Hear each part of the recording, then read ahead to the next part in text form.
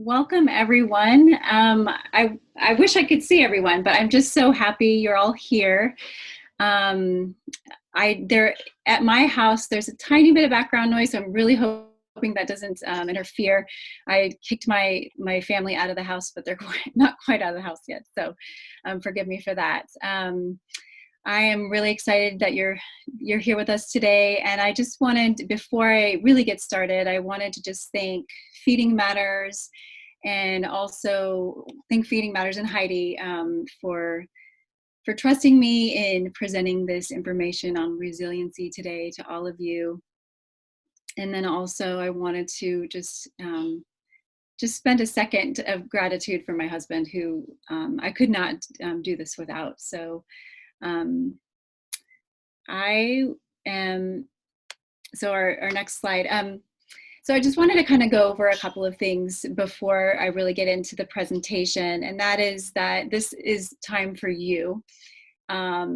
This is clearly going to be about resilience and resiliency, which are, I kind of toss those two words back and forth. So if I use it incorrectly, just know that it's resilience that I'm speaking about today. This is your time, and I'm not an expert. I'm not a psychologist. I'm not a therapist, but I have had a lot of experience with challenging times and getting through them. And so I'll be sharing my experience with you. And I'm also wanting to encourage all of you to, jot notes down, or have a journal nearby where you can be reflecting on your own experience through this hour that we have together today.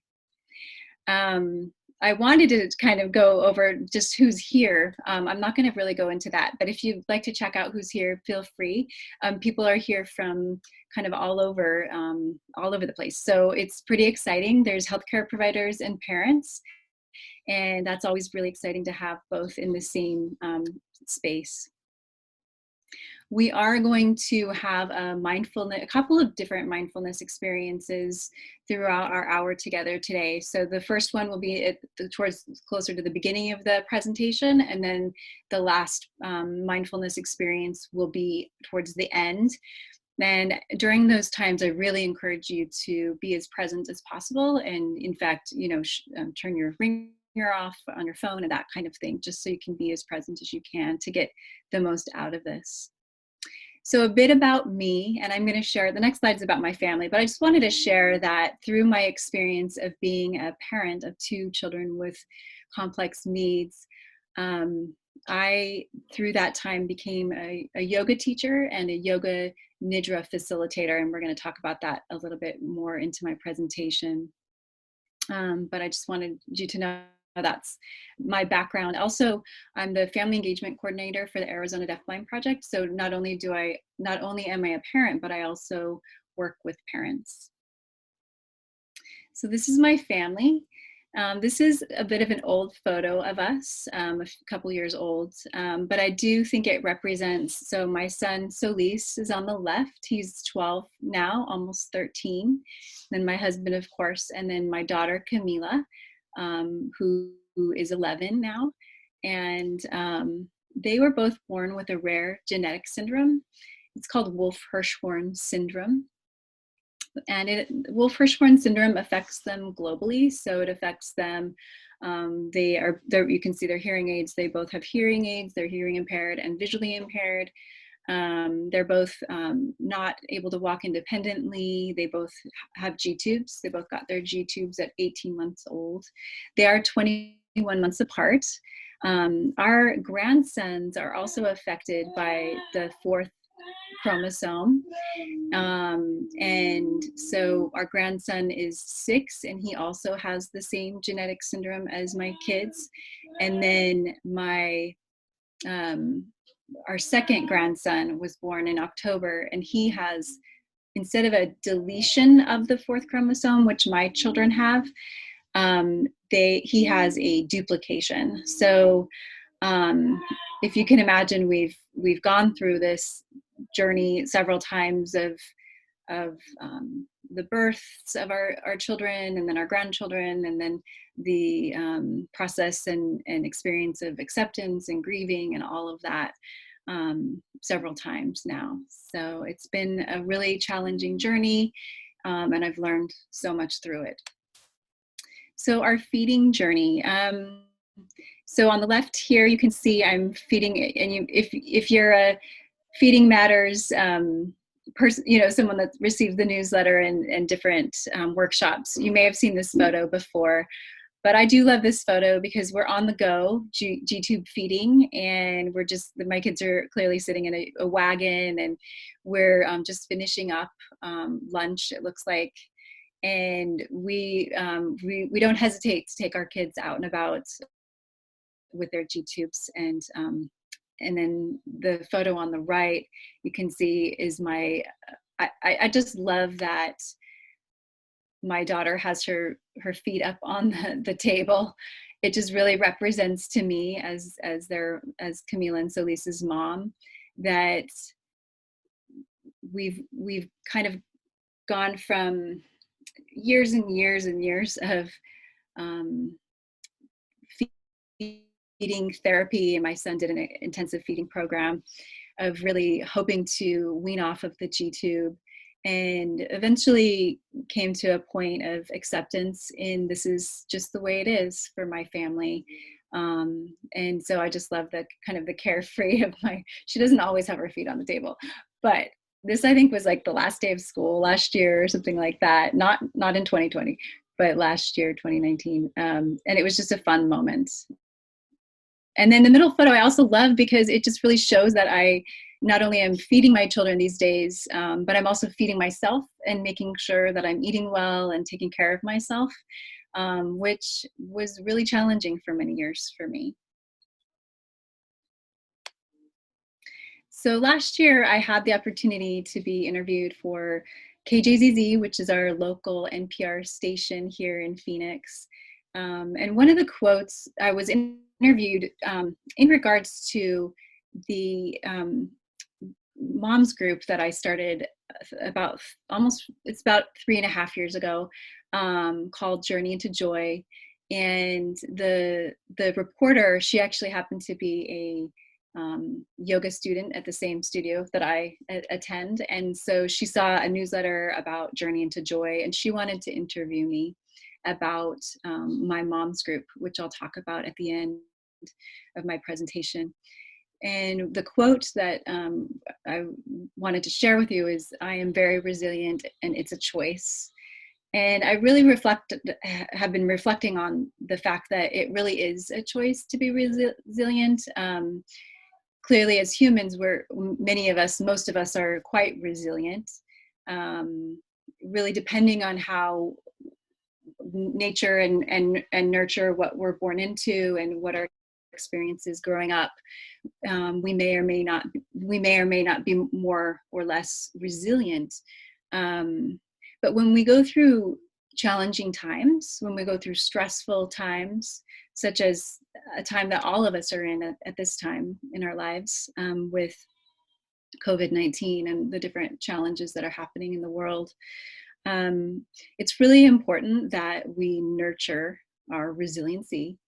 And that's what today's talk is about. Just the importance of nurturing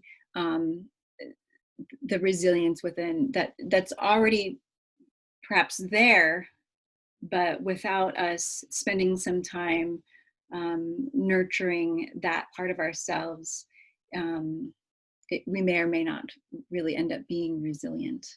So we're going to go over a few ideas around resiliency, and kind of building a resilience toolkit, and hopefully something that you can take from this yourself, not just my experience. I really want this to be for all of you today. So the Latin meaning of resilience is to spring back. And this is a springing back from challenging situations. The Webster definition says the ability to become stronger healthy or successful again after something bad happens. I don't necessarily like the word bad, but challenging or difficult or just so hard that we don't even know that we're going to get through it. But somehow we end up getting through it. And the beautiful thing about resilience is that oftentimes we get through the challenging times if we are resilient, perhaps even stronger than we were before, or more with more wisdom, more insight, perhaps even with more meaning in our lives. And that's for me, the really beautiful part of resilience that I've come to really appreciate. And then I just like this definition of, uh, an object um, coming back into shape after being pulled, stretched, bent, or pressed. I just like that image um, of resilience. So that's the Webster definition of resilience. So at this point, this is our first mindfulness experience and moment. So I'd like you to just sit back. So wherever you're at, if you're sitting in a chair, if you're on your couch, if you're laying in a bed, wherever you're at, mostly if you are sitting up, so making sure that your feet are flat on the floor and that you're able to close your eyes. So this is going to take about 1 minute. So don't worry, it's not going to take long. But we're going to be closing our eyes for about 1 minute. So just begin to close your eyes and imagine a time where you felt resilient.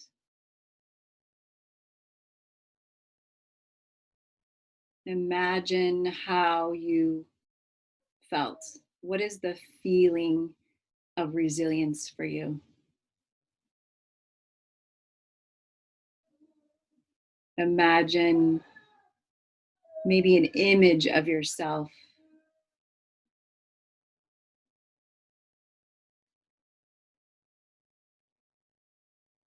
Maybe there's words that come up that describe how you felt. Maybe it's how you feel now. Maybe you don't feel resilient at all right now. Maybe you felt resilient when you were a young child,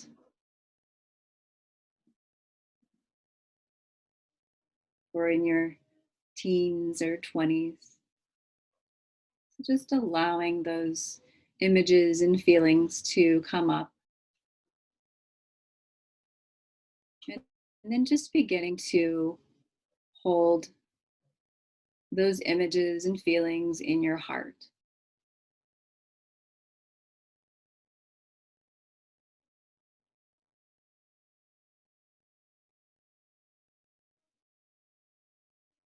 And then you can begin to open the eyes.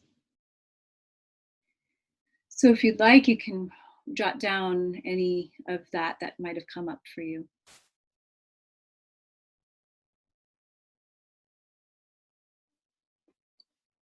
We're going to come back to this.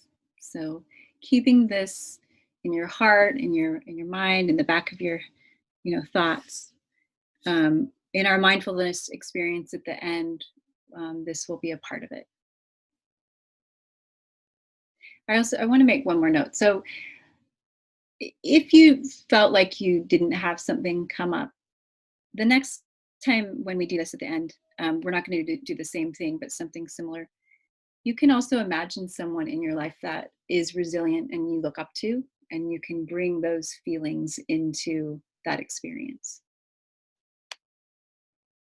So I'm just going to quickly read this quote. I just love this quote. It's by Pema Chodron. She is a Buddhist nun, and one of her books is called When Things Fall Apart. We think that the point is to pass the test or overcome the problem.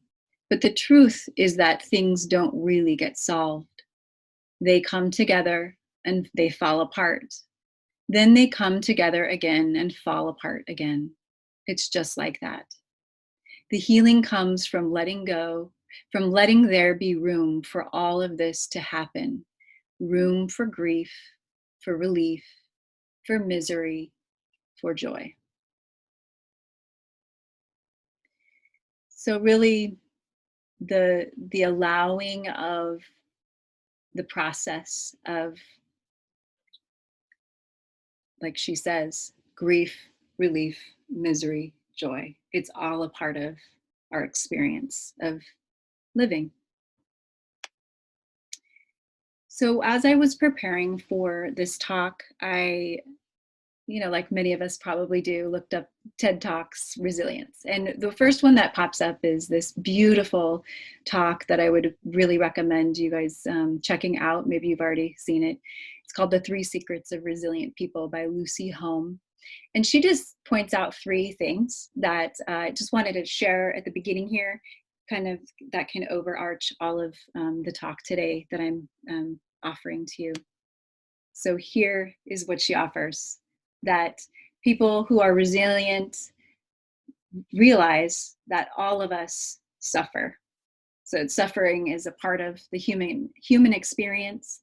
And when we understand that, we perhaps don't feel like we're as alone, because we understand that everyone else is having experiences that are challenging and sometimes seemingly impossible to get through. But if we understand that we're not the only ones going through that, that can help feed our resilience bucket. um, then another thing she suggests, and I've been doing this with my family every night recently, because this is just a really challenging time that we're in. I'm really having to dig into all of these tools that I'm sharing with you today. So name three good things that happened to me today. So it's kind of like a gratitude practice, but it's a little bit more specific to actually things that happened. So that's really fun with my kids, even though they're nonverbal. We'll just I'll talk to each one of them about, the things that happened during the day, and what was good about the day. And that helps us at the end of our day. And that another way to do that would be like in bed with, your spouse or something, just to kind of, or just on your own.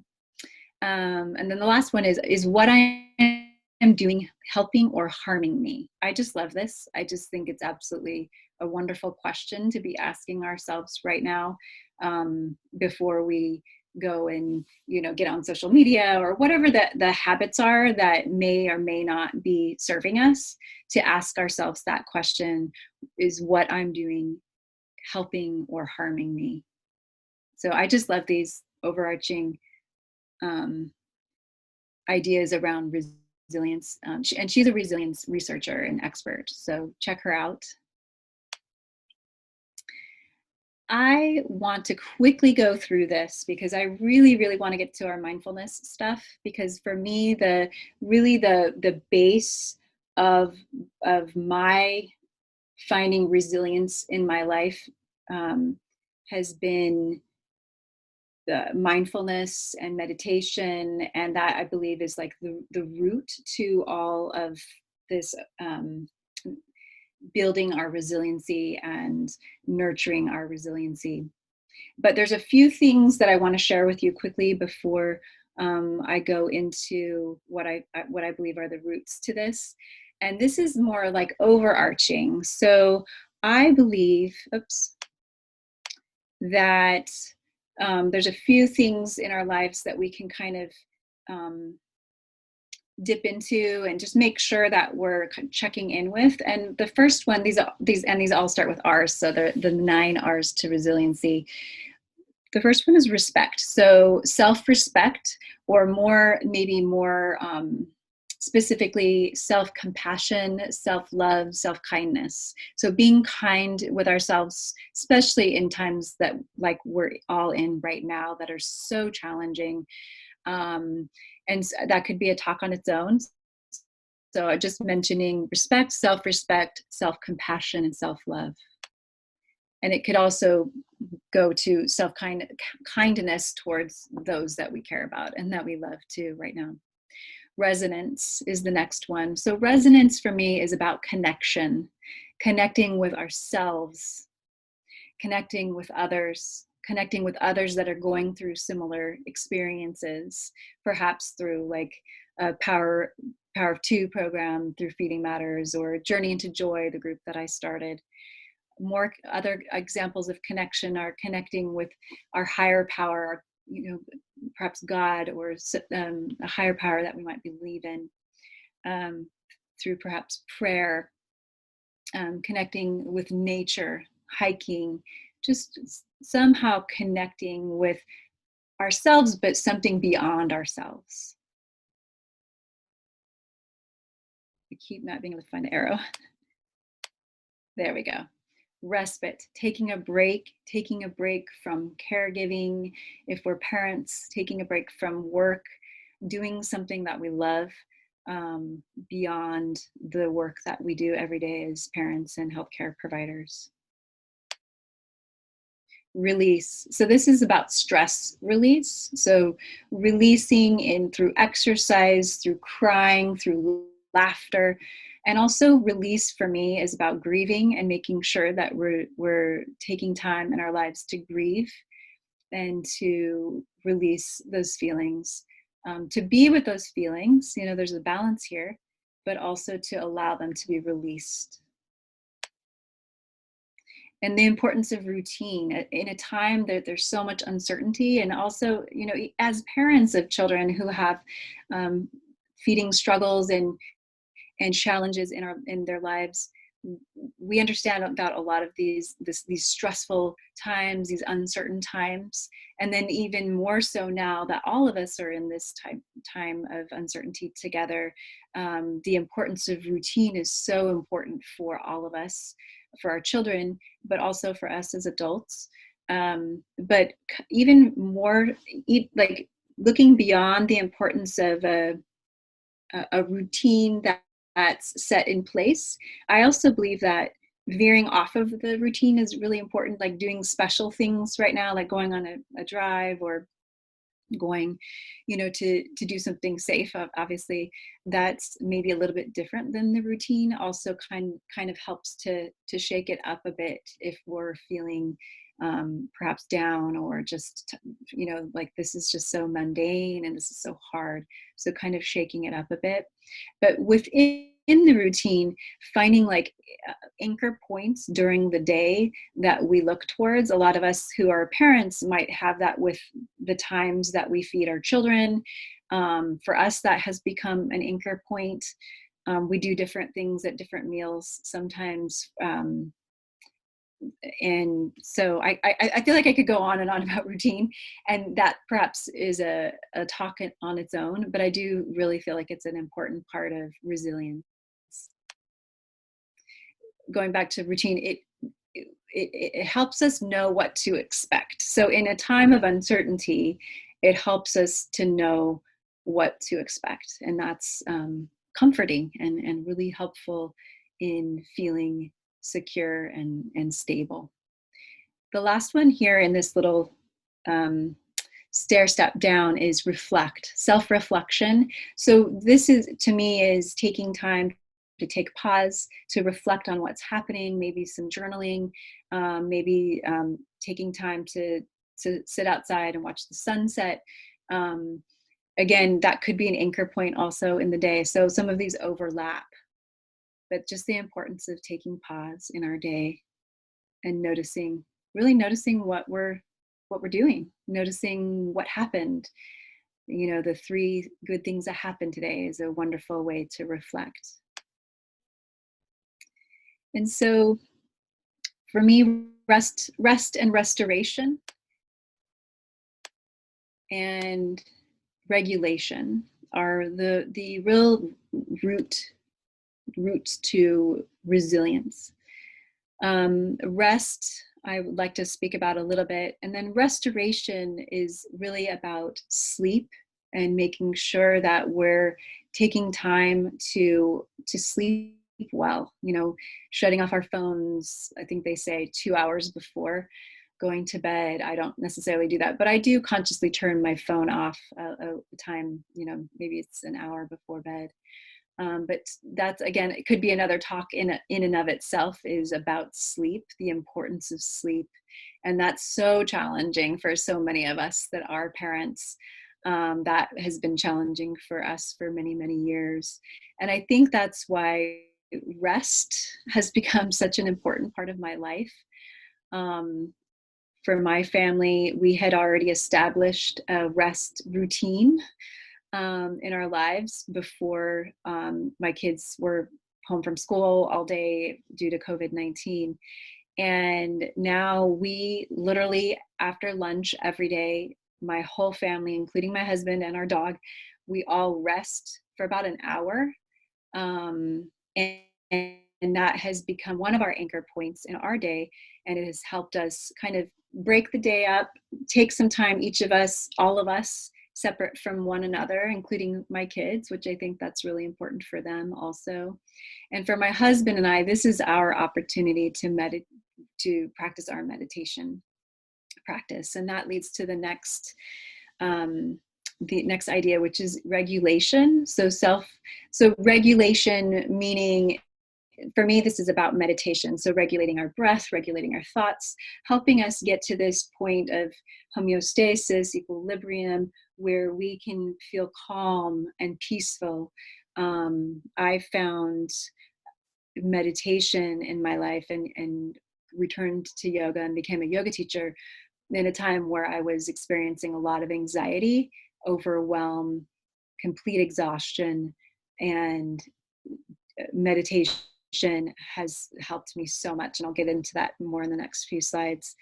To really, and I have noted here, to respond versus react. So meditation really helps us respond to our lives, respond to our challenges, respond to what's in front of us, as opposed and stepping back and responding in an appropriate way versus just completely reacting, which sometimes is appropriate, but having the ability to calmly respond, it really gets us, I believe, a little bit further along in life. So exhaustion, I was just speaking about that a little bit. As parents, we understand exhaustion pretty well. As care providers and healthcare providers, I'm sure we also do. The truth is that many of us, in the way our society is, are exhausted, and we must somehow refill our cups. The question is, and as a parent, I always was so like annoyed and mad when people would say, just take care of yourself, because I couldn't figure out how to fit taking care of myself, or taking some time away from caregiving into my life. So the question is, how do we do this? Then I'm proposing that rest is a very important part of the equation. Like I shared, in our lives, we rest every day now. So how do we do this? One thing that happened for me in my life is I had a life coach in 2014. She took me under her wing. I was really, I basically had hit rock bottom. I was completely depressed, overwhelmed. It was a really, really rough moment. I didn't know how I was going to keep taking care of my family. And she encouraged me to do nothing. She encouraged me to do nothing every day for 5 minutes. And the doing nothing really led me to healing and understanding that I could do nothing. She gave me that permission. And doing nothing led me to, like I've mentioned, come in, have mindfulness and meditation and breath come into my life. This has helped me to slow down, to quiet my mind. And this is what I'm proposing is so helpful for building resilience. So Yoga Nidra. Yoga Nidra is the type of yoga that, and I should say, Yoga Nidra is actually a type of meditation. It's a laying down guided meditation. This is the type of meditation that we practice in my Journey into Joy group. We meet once a month, and I'm going to go over that in another slide. But we practice this type of meditation. It's so similar to sleep that anyone can benefit from it. And in a typical 30 to 45-minute session of yoga nidra, one can gain the benefits of it as if you had slept for 3 to 4 hours deeply. So that's just incredible. That part of it, there's so much about it that's so amazing. But what I'm drawn to with this laying down guided meditation, it's this type of sleep like meditation, is that you can do it with a recording. So you don't have to go to a class. You can listen to a recording, you can reap the benefits, and you can start healing in your life. So Journey into Joy, this is a group that we've been meeting for the last 3.5 years. We meet once a month. It's for a mom who has a child with any disability. We meet in Phoenix, Arizona, but we're on Zoom now. And we work on setting our own personal intentions, because that really is the key difference between like traditional classic sitting meditation and yoga nidra laying down guided meditation, is that intentions are set. And I'm going to kind of go over that a little bit more in a couple slides. This group has been completely life-changing for myself as the founder, but really the community that's been created in this experience of practicing this type of meditation together has been just profound and really transformational.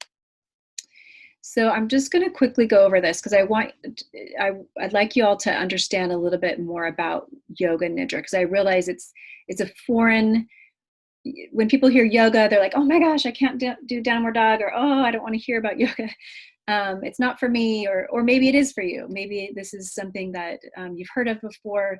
Maybe you're interested in it because it is yoga. But yoga nidra is translates as sleep yoga. So nidra is sleep in Sanskrit.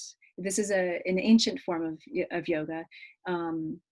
And basically what happens, and this is a quote from Kamini Desai. She's out of the Amrit Yoga Institute, and she also teaches here in Phoenix sometimes. And I had the privilege of getting certified with her last year.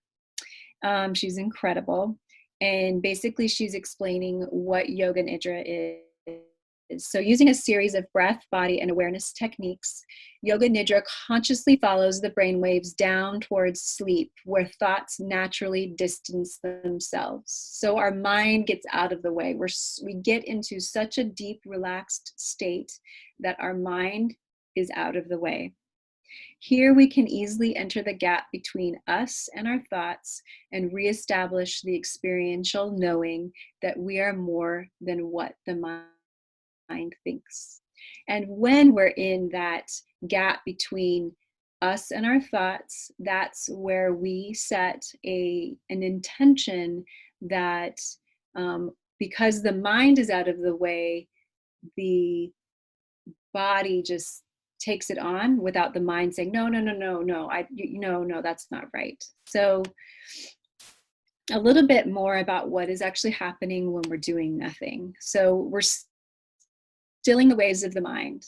The more we still the waves of the mind, the more we can notice that we're more than the mind.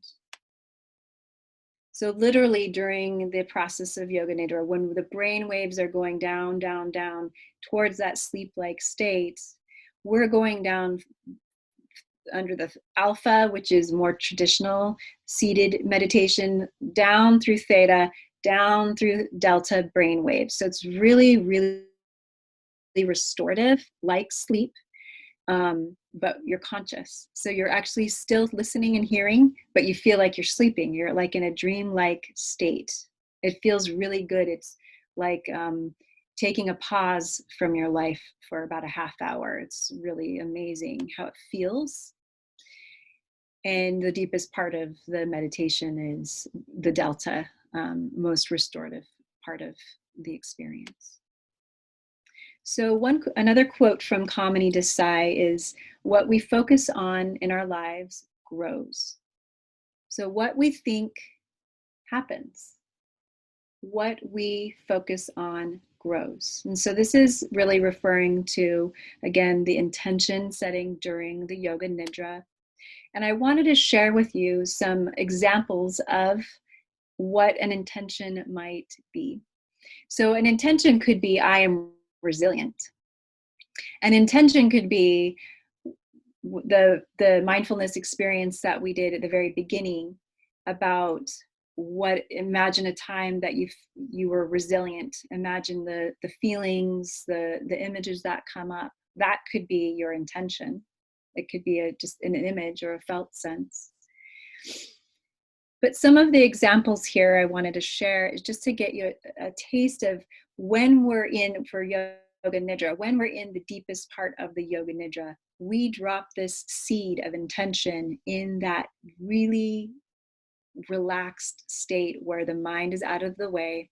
And these are some examples of personal intentions that I've used, or just generalized intentions that I've used as a Yoga Nidra facilitator myself for students. So trust the love that already exists. I allow what is coming to come. I allow what is going to go. I rest in calm awareness. I trust the way my life is unfolding. I am at peace with myself and the world as it is. No matter what is happening in the world or in our lives, I am radiant love and light. I am radiant love and light. I am enough.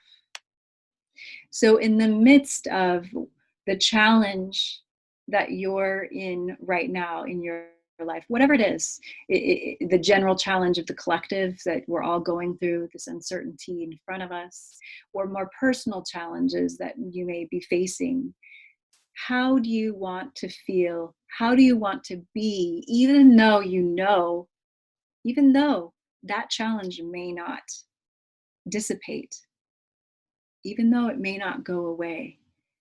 How do you want to be in your life?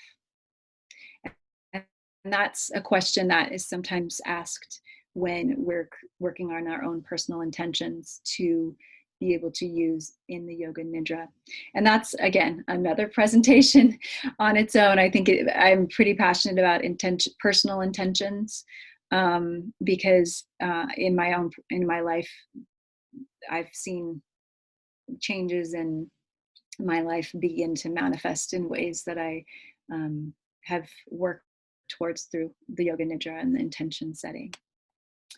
So here are a few resources, and I'm jumping to the resources now because I want to make sure that we have enough time for our mindfulness experience. So I just wanted to share some support for parents and families. Journey into Joy. You can contact me if you're interested in more information about it. Feeding Matters, they have their virtual support group. Heidi's going to talk about that at the end. And their Power of Two program, which is really great. And then here locally is Ryan House, which is a respite home for parents who have a child with a life-limiting condition. Their children can stay overnight. Integrative Touch for Kids, I'm going to come back to that one. And then a few apps. These apps, the first two have Yoga Nidra recordings on them. Insight Timer is full of amazingness, and it's free. Kamini Desai, she's my teacher. She has her own app. It does cost a little bit of money, but it's worth it. Headspace is a more traditional guided meditation. Ninja Focus is specifically for kids. And then some other resources here just in general around mindfulness. And then the last section is some things to listen to, my interview with KGZZ, and then a couple different podcasts and the TED Talk that I referred to earlier. And I just wanted to highlight this particular resource, Integrative Touch for Kids. They're based out of Tucson, Arizona. And in 2014, my husband and my family, all of us, got to go to a whole family retreat. And it was life-changing. It's where I saw that life coach that encouraged me to do nothing. And that's where I really believe my healing journey began, from a time of real challenge for me. They're not doing the whole family retreats anymore, But they are doing some telehealth programs for kids and parents. So my kids are in their telefriend program, and so they have a buddy that they see once a week, and they get together and get to have a Zoom time with their friend. And then parents, I'm doing the parent program actually starting on Friday, and I'll get to meet with different practitioners that will help me get through this challenging time in a more resilient way, because I'll have the support that I need, and people to talk to, and brainstorming different ways to care for myself in for this specific time. So, mindfulness experience. So this is basically what I'd like to offer to all of you, since I have really highlighted the yoga nidra, is that I'm going to just give you a taste for the yoga nidra. This is not a full session. Yoga nidra always, I mean, not always, but pretty traditionally is done lying down. So if you're able to do that, please feel free. If you're not able to, please just sit in a seat as we did for the first mindfulness experience, and make sure your feet are flat on the ground. Your hands can be face down on your knees. And then just making sure your phone's turned off, and that you're in a quiet enough place to be able to take this in. I'm going to ring a little bell to start, and then I'll ring a little bell to end. And then after this, the mindfulness, or I should say, it's basically like a yoga nidra um, sample. Then we'll have some time for question and answer. So please get comfortable and begin to close your eyes.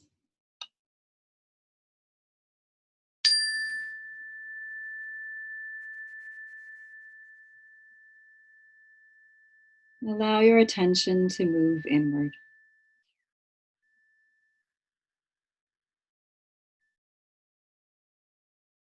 Feel your whole being beginning to soften and relax.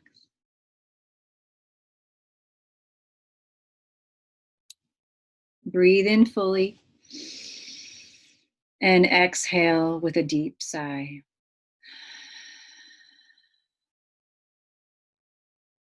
Again, inhale.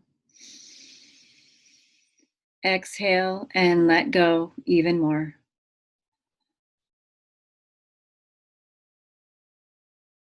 Feel a sense of comfort, safety, and peace begin to wash over you.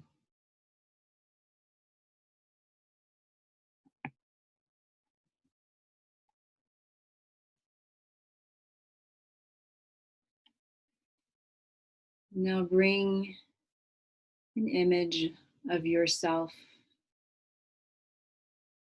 completely resilient into your mind's eye. It may be feeling, image, or words.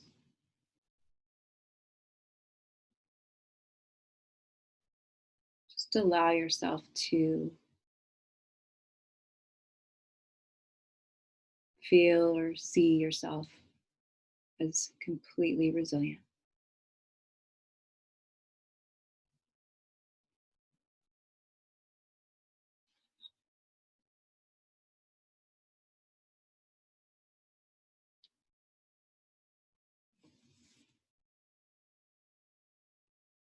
Now direct your full attention to your breath. Slowly deepen your inhalations and exhalations. Feel the breath flowing in a ceaseless, repetitive tide, rising and falling. Bring all awareness to the expansion and contraction of your abdomen as you breathe deeply in and out, releasing density, holding, and constriction with each outgoing breath. We will continue with 3 more slow, deep breaths. Count them like this: 3, breathing in, 3, breathing out. 2, breathing in. 2, breathing out.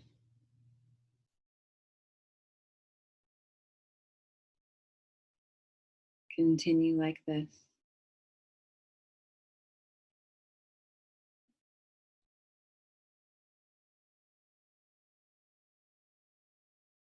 Now allow the breath to move spontaneously and effortlessly of its own accord.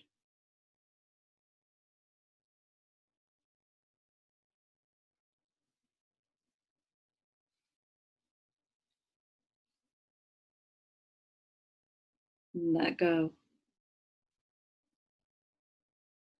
And let go even more.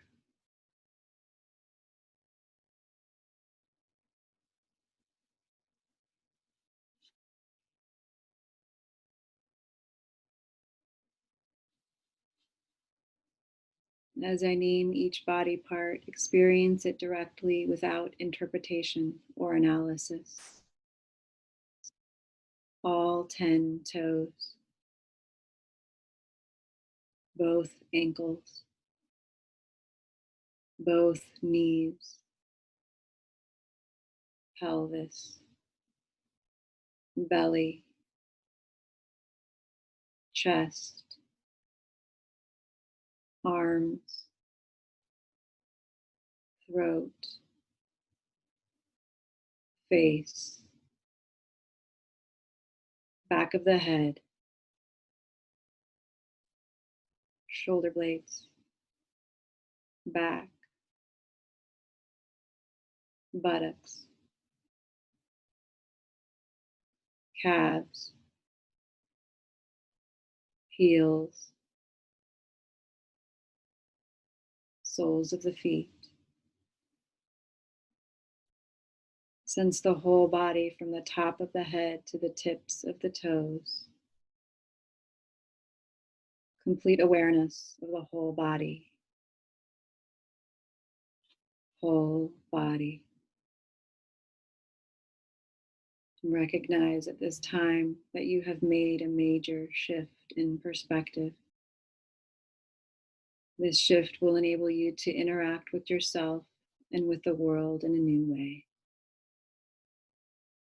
The more often you connect with this new perspective, the more empowered you become to shape and create your own life.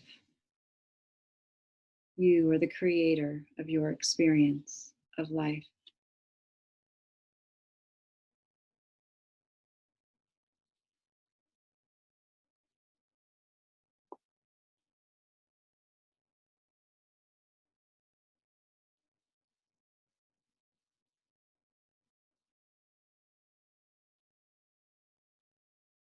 Slowly feel yourself beginning to rise to the surface of awareness. Notice the rising and falling of your breath. No effort or control on your part.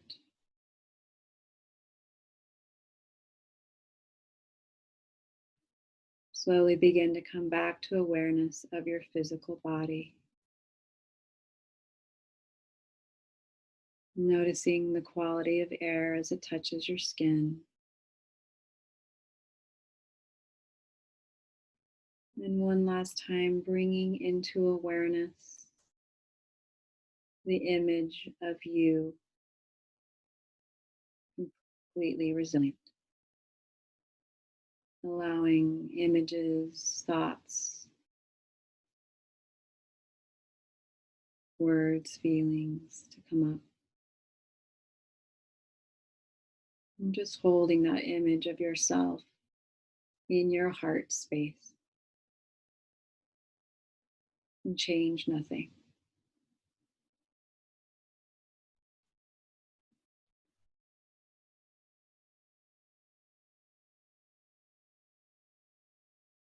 And as you're sitting here, you can begin to find a little bit of movement.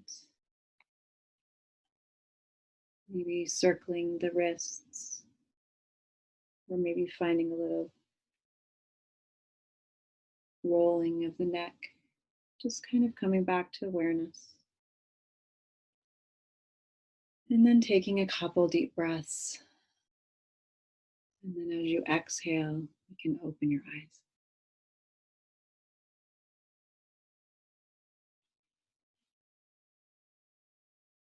Thank you all. Oh, I didn't ring the bell.